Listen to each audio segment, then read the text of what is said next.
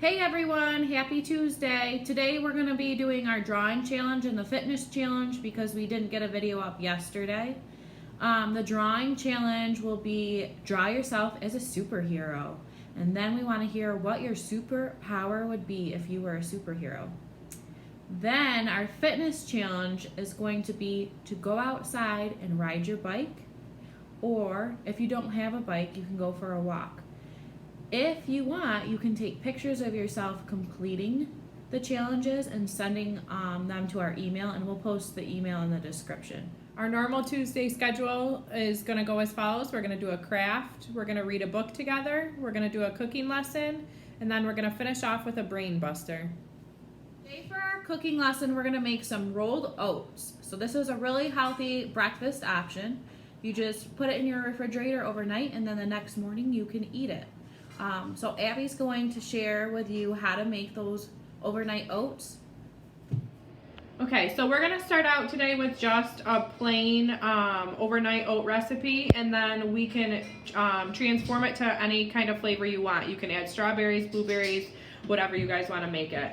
So you're going to start out first with old-fashioned oats. You're going to add half a cup of this to the mason jar or bowl, whatever you guys are using.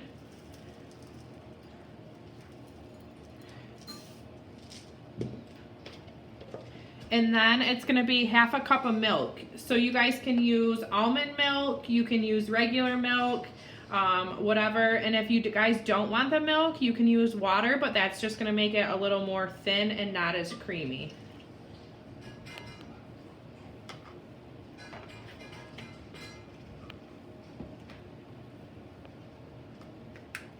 And then you're going to add a tablespoon of syrup,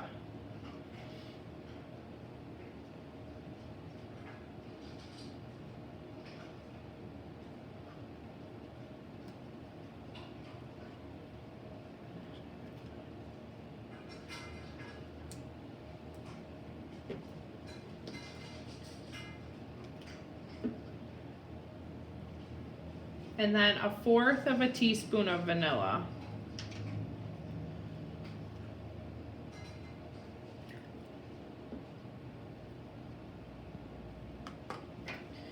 Then you're going to mix it all together.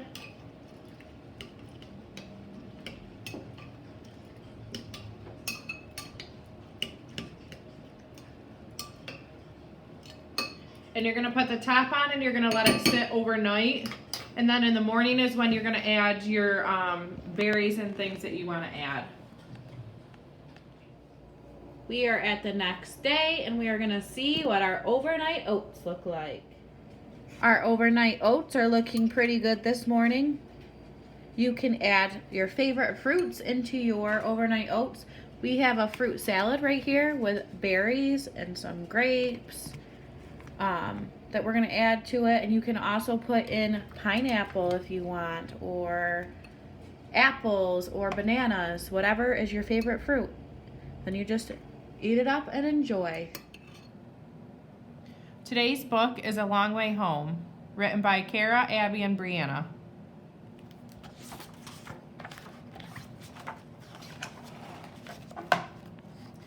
The tropical breeze swept through Cruz's hair on a warm, sunny day. Cruz dangled his shimmering crest in front of his best friend, Sheldon. They began to wonder if Cruz had a long-lost family of his own. As he was imagining what they would look like, Cruz envisioned them looking just like him.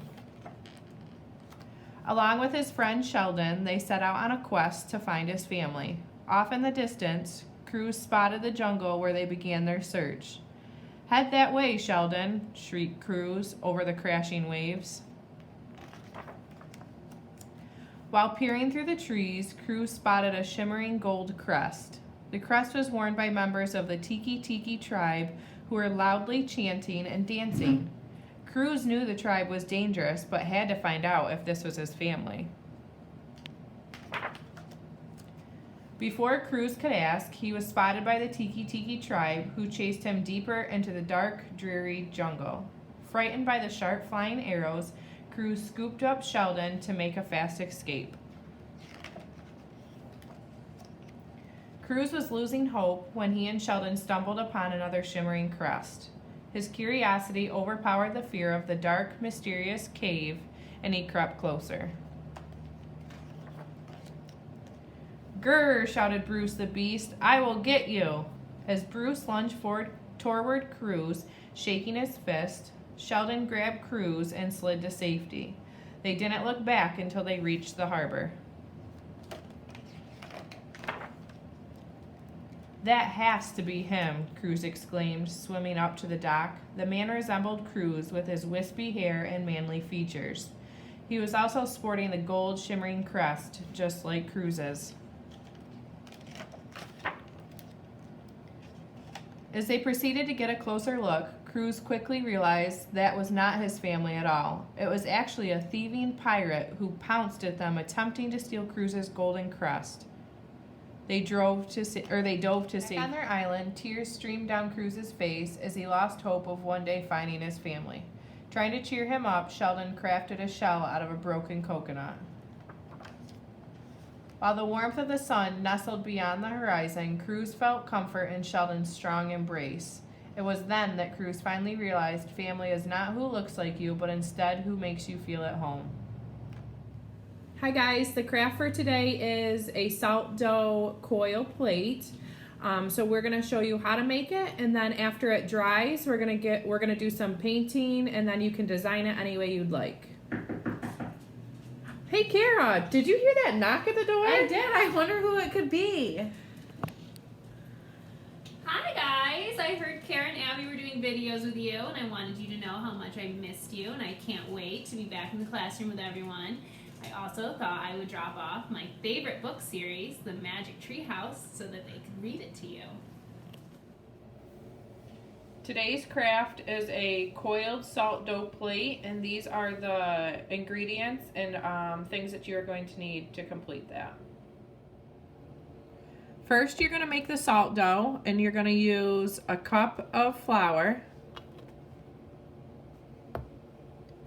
half a cup of salt,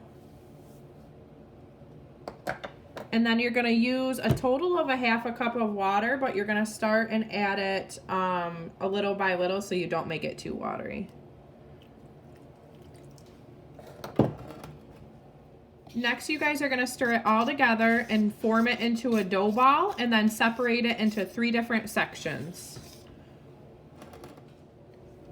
Okay, now that our dough ball has formed, we are going to separate it into how many ever sections you want that you're going to color. So I'm going to do 3 different colors. I'm going to section it off into 3 different clumps.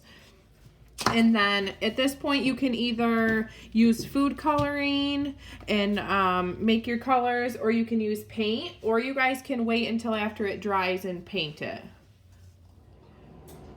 All right, now that you have your 3 different colored dough balls, or whatever, how many ever you have, you're gonna start rolling them into coils. So if you can do one long coil if you want, or you can make them into a bunch of different ones. Make sure to have your mom and dad help you preheat your oven to 250. Once you get the whole thing complete, you have to bake it for 6 hours to have the salt dough stay in the shape you want. So you guys can either place this on a glass plate that is oven proof, or you can put it, we're gonna just put it in this pie pan.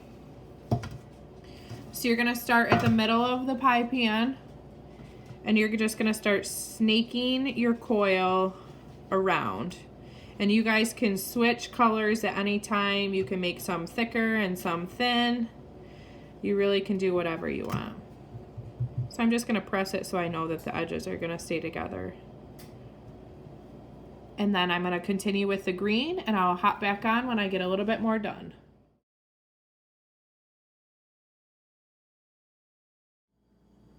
Now that you have all your coils made, you're going to start putting them together, and you just want to make sure that you press the 2 ends together so that they stay. Again, just pressing down the whole way to make sure the seams are together.